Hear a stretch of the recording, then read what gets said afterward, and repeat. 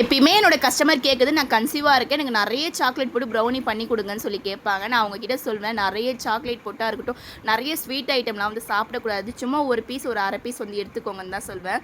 ஆனால் எனக்கு டேஸ்ட் பண்ணிடணும் சிஸ்டர், எனக்கு எப்படியாச்சும் செஞ்சு கொடுங்கன்னு தான் கேட்பாங்க. ஆனால் இந்த சிஸ்டர் கேட்டது என்னன்னா, எனக்கு ஸ்வீட் ஐட்டம் எதுவுமே வந்து பிடிக்காது, ஆனால் நீங்கள் பண்ண முறுக்கு வந்து எனக்கு சாப்பிடணும் போல இருக்குது, கன்சீவாக இருக்க சிஸ்டர் எனக்கு செஞ்சு கொடுங்க, கொஞ்சம் சீக்கிரமாக பண்ணி கொடுங்கன்னு சொல்லி கேட்டிருந்தாங்க. அவங்க நேற்று தான் வந்து கேட்டாங்க, நான் இன்றைக்கே செய்ய ஸ்டார்ட் பண்ணிட்டேன் பாருங்கள். என்னை யாரோ திட்டாதீங்க, கொரியர் டிலே ஆகுதுன்னு சொல்லிட்டு. நீங்கள் ஆர்டர் பண்ண பார்த்து ஃபுல்லாகவே கொரியர் ஆஃபீஸ் லீவாக இருந்துச்சு, அதனால தான் கொஞ்சம் டிலே ஆகுது.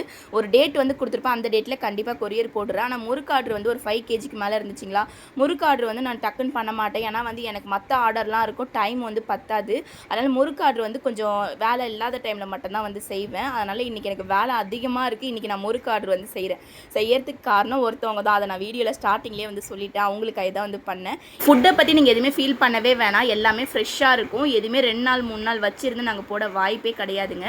நீங்கள் ஆர்டர் பண்ணி உங்களுக்கு நான் கொரியர் போடணும், அந்த பொருள் அன்றைக்கி செஞ்சு தான் இருக்கும், நீங்கள் கொஞ்ச நாள் வச்சு சாப்பிட்லாம்.